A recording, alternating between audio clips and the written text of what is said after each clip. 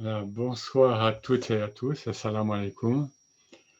Heureux de vous retrouver le 2 janvier en cette nouvelle année qui, bien sûr, tout le monde l'espère, sera plus propice, sera plus facile que l'année 2020.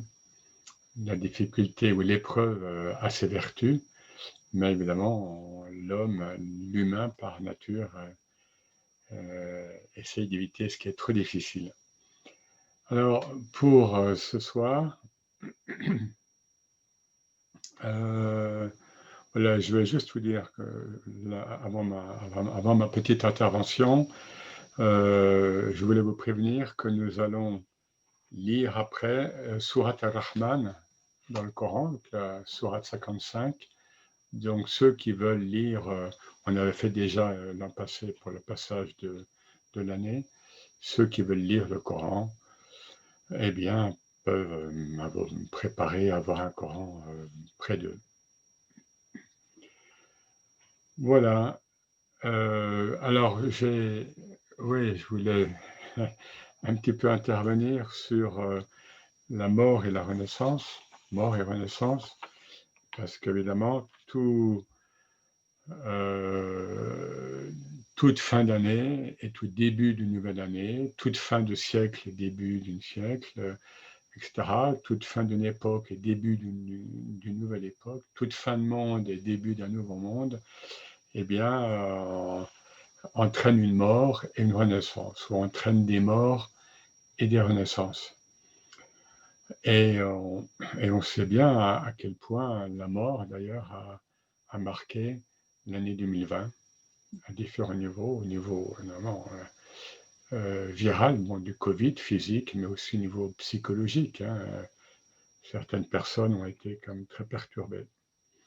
Alors, évidemment, il y a l'espoir dans la renaissance, c'est-à-dire dans cette arrivée de l'année 2021, mais vous allez voir, il ne faut pas négliger la mort.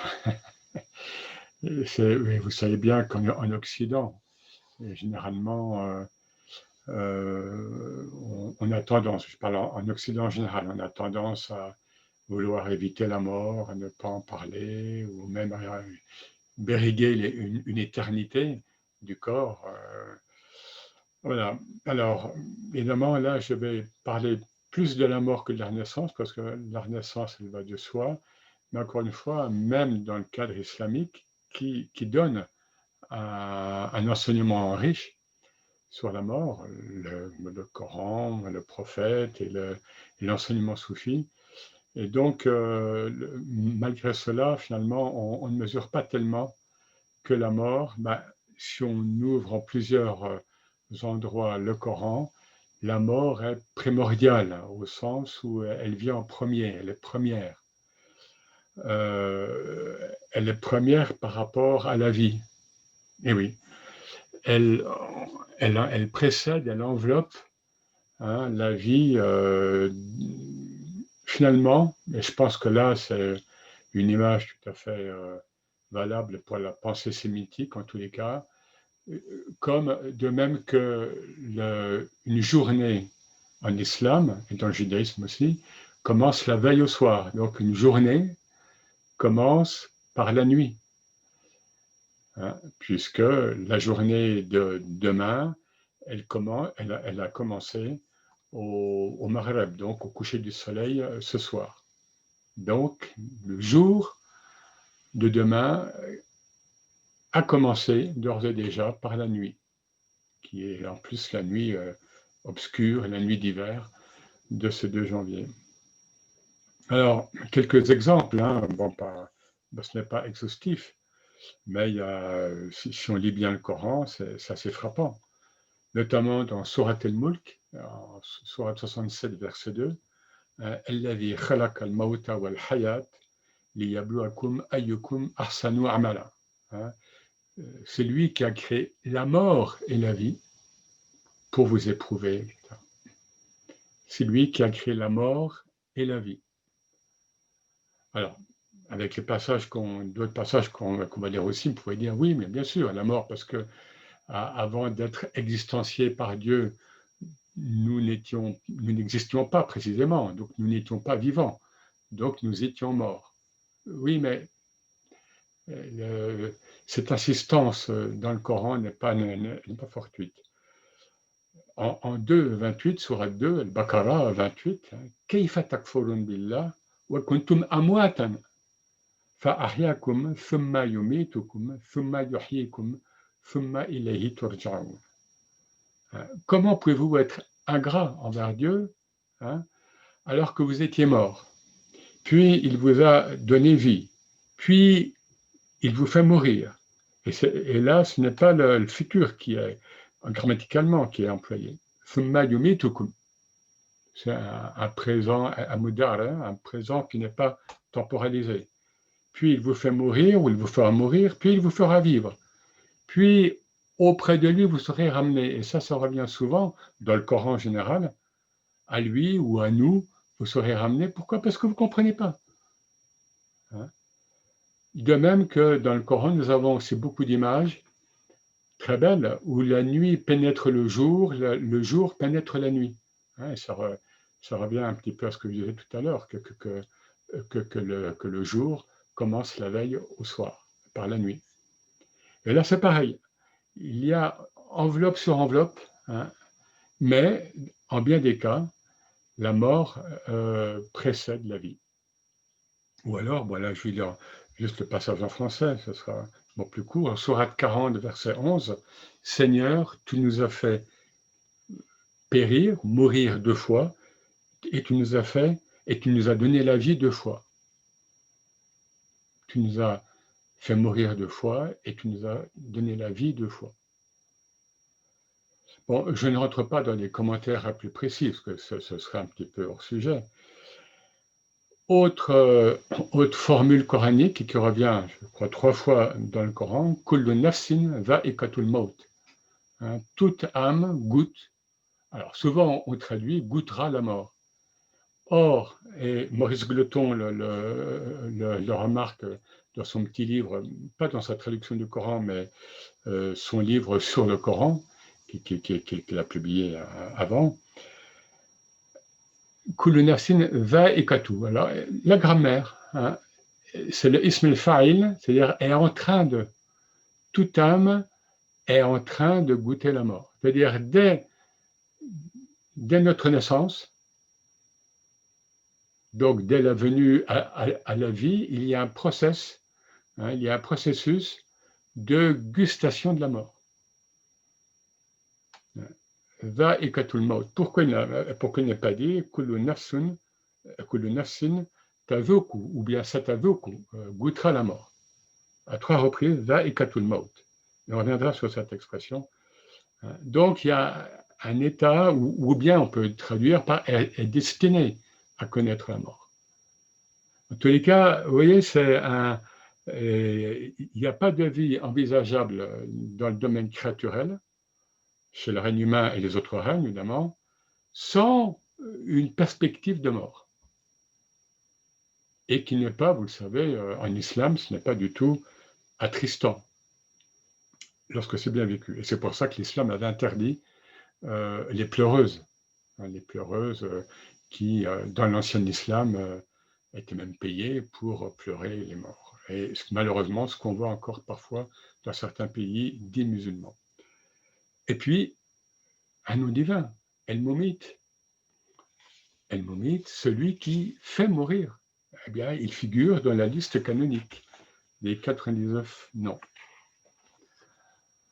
Et au-delà, la mort, on le voit en plusieurs passages coraniques, là encore,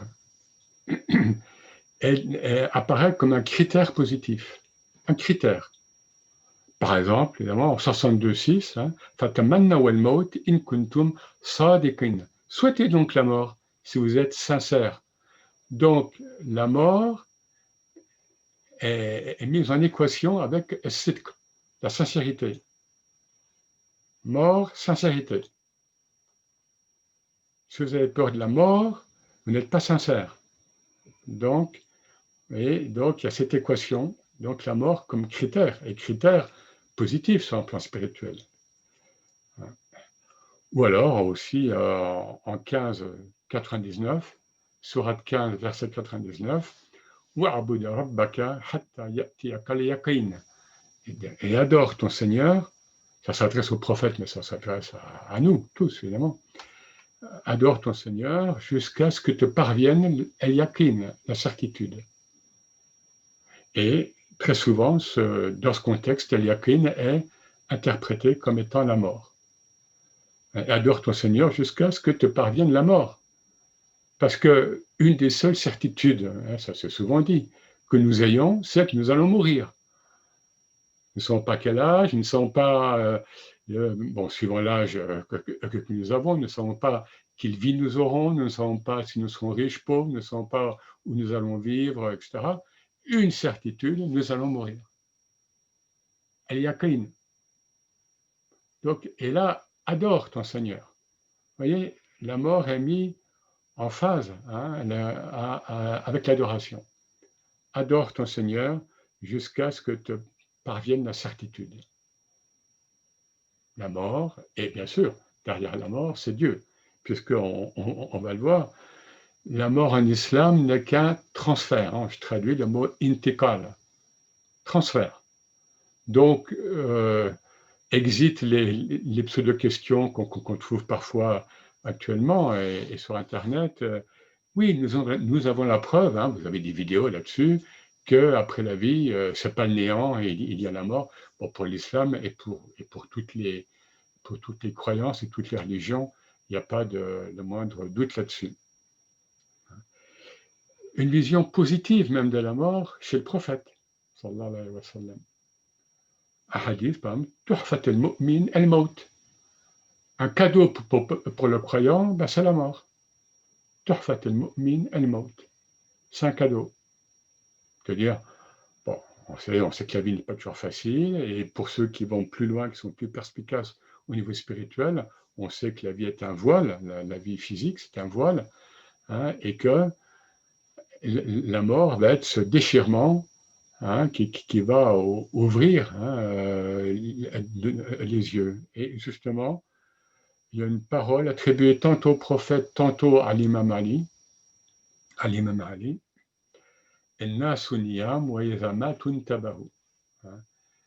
Les humains, lorsqu'ils vivent, entre guillemets, niyam, ils dorment.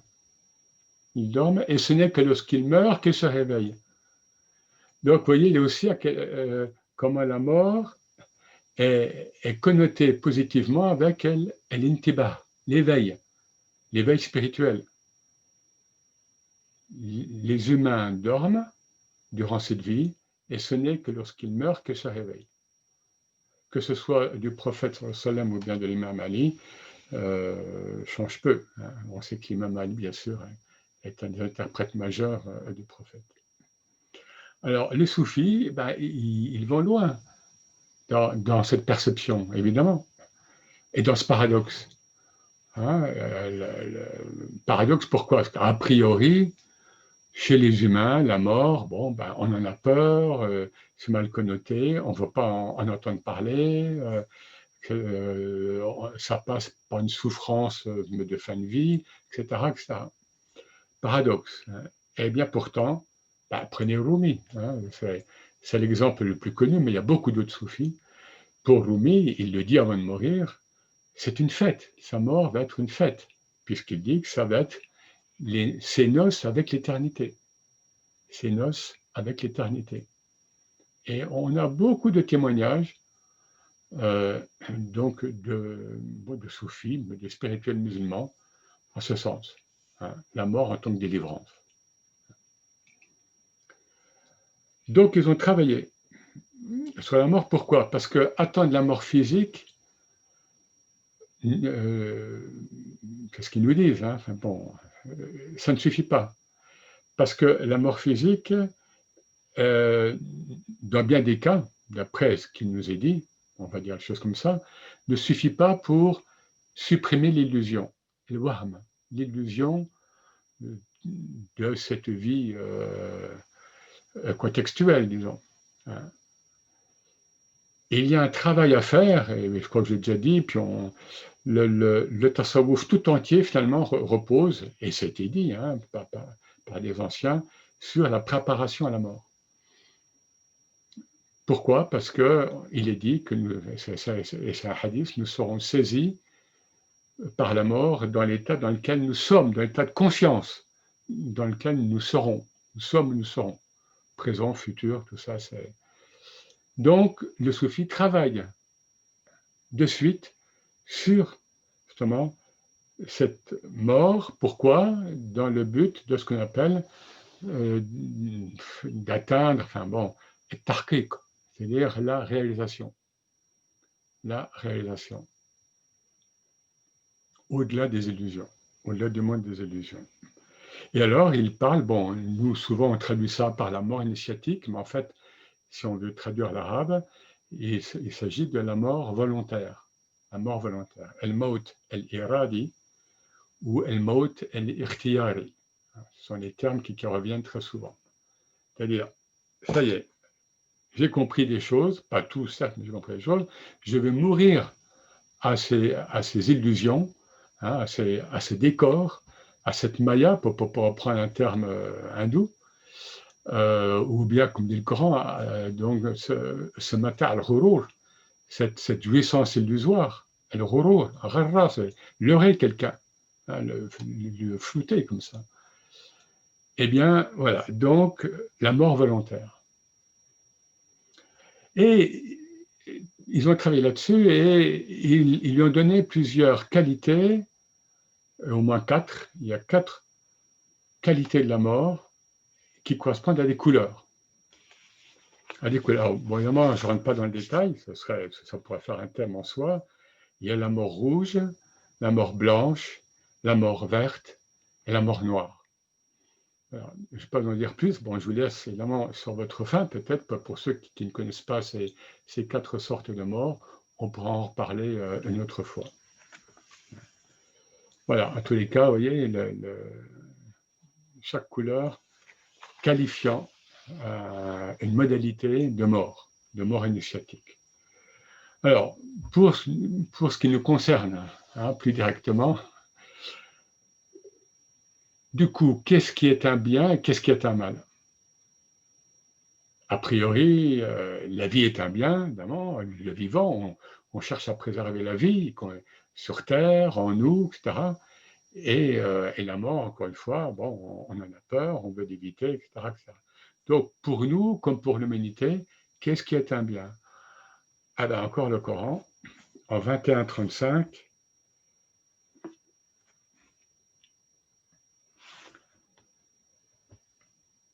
justement, comme par hasard, je n'avais pas remarqué au début, mais après, on tombe sur cette formule, « Kullu nafsin dha'iqatul maut » وَنَبْلُوكُمْ بِالشَّرِّ وَالْخَيْرِ فِتْنَةً وَإِلَيْهِ تُرْجَعُونَ. Donc, toute âme est en processus de goûter la mort, c'est un peu ce qu'on a dit tout à l'heure, ou est appelé à connaître la mort, ou est en train de connaître déjà la mort. Pas oublier que dès l'âge de 19 ans, c'est ce que j'avais lu, ça y est, le corps commence à vieillir. Les cellules vieillissent plus qu'elles ne rajeunissent, dès 19 ans, 20 ans. Bon, enfin quelque chose comme ça. Donc, toute âme est appelée ou est en process de connaître la mort, et nous vous en prouvons par le mal et le bien, en fitna, c'est-à-dire en guise de tentation. Et là aussi, on commence par le mal et le bien, mais Dieu nous éprouve par le bien. Alors finalement, Dieu nous éprouve par le mal, ok, on peut comprendre, il commence par le mal, et nous éprouve par le bien. Fitna, c'est-à-dire tentation, sédition, trouble, comme pour créer un trouble. Et la fin du verset, wa ilahi turja'un, et ilayna turja'un, et à nous vous serez ramenés, rappelés. Toujours cette finale, c'est-à-dire vous ne pouvez pas comprendre avec votre raison raisonnante binaire, le bien, le mal, la vie, la mort, la nuit, le jour, où se trouve le bien là-dedans, se trouve le mal. eh bien, vous le saurez, hein, comme ça revient souvent dans le Coran, vous le saurez lorsque vous reviendrez en nous, en Dieu. Et vous voyez que ce verset s'ouvre par la mort. Hein, donc, et encore plus complexe peut-être, par deux versets, en Sourate 4, versets 78 et 79, complexe, et enfin ça rend perplexe même, puisque les deux versets ne disent pas la même chose, apparemment, ou en tous les cas, le premier et le second verset ne nous parlent pas au même niveau de compréhension. Bon, là, je vous le lis en français, parce que ce serait un peu trop long. Et là encore, on retrouve la mort, hein, alors qu'il est question du bien et du mal, enfin, le bonheur et le malheur. Et ça commence par la mort. Hein. Un début connu, hein. Où que vous soyez, la mort vous atteindra, même si vous vous trouvez dans des tours fortifiées, même si vous vous réfugiez dans des tours, la mort vous atteindra. Un bonheur leur échoit-il? C'est-à-dire, ils reçoivent un bonheur. Aussitôt, il s'écrit, cela nous vient de Dieu. Mais si un malheur les frappe, ils se lamentent, ils te disent, cela est de ta faute. Bon, là, c'est les Mécois qui s'adressent au prophète. Et Dieu répond, dis-leur, tout vient de Dieu. Kullun min indillah. Kullun min indillah. Réponds-leur, tout vient de Dieu. Donc, bien, mal, nuit, jour, mort, vie, tout vient de Dieu. Pourquoi? Tawhid, l'unicité. Et il y a une sorte d'agacement à la fin du verset, dans le ton divin, hein, mais quand donc ces gens qui ne comprennent presque rien à ce qu'on leur dit. Donc, tout vient de Dieu. Bonheur, malheur, encore une fois, mort, vie, joie, tristesse, etc. Ça, c'est Tawhid. Il y a un seul agent. Ça, donc, c'est au niveau métaphysique. Verset suivant, changement apparent. Ce qui t'échoit de bien, donc ce qui t'arrive de bien, te vient de Dieu. Et ce qui t'échoit de mal ne vient que de toi. Ah bon, mais je croyais que tout venait de Dieu. Nous t'avons, et là, tu t'adresses au prophète, mais au-delà, ça s'adresse à nous, évidemment, nous t'avons envoyé vers les hommes comme prophètes, et Dieu est un témoin suffisant. Donc, dans ce second verset, ce qui t'échoit de bien te vient de Dieu. Et ce qui t'échoit de mal, ce qui t'arrive comme mal, ne vient que de toi. Là, on est dans un changement de registre, un changement de niveau. Encore une fois, ce qu'on appelle les maratib el-wujud, les différents degrés de l'être, les différents degrés de conscience. Dans le verset précédent, verset 78, on est dans la métaphysique verticale, le tawhid, tout vient de Dieu. Que vous compreniez ou pas pourquoi il y a tel mal apparent qui existe sur Terre, pourquoi il y a eu ceci, pourquoi il y a eu cela, pourquoi des enfants meurent, etc., etc. Tout vient de Dieu, sur un plan métaphysique. Ça ne peut pas être autrement puisqu'il n'y a que Dieu comme seul agent. Deuxième, il temporise. Hein. Ce qui est bien vient de Dieu, ce qui t'arrive de bien vient de Dieu, ce qui t'arrive de mal vient de toi. Ça, c'est ce qu'on appelle l'adab, les convenances spirituelles. Hein. Les convenances spirituelles ont le croyant, par politesse spirituelle, n'attribue pas à Dieu le mal. Mais, encore une fois, là, on est descendu dans un niveau de conscience duel. On n'est plus dans le pur tawhid, où tout vient de Dieu. On est descendu dans la conscience binaire, dans la conscience créationnelle, créaturelle. Hein, parce que chez les humains, mais l'animal, il sait aussi très bien ce qui, pour lui, est apparemment un bien ou un mal. Ici, quand il doit chasser ou ne pas chasser, quand il doit émigrer ou bien ne pas émigrer, etc.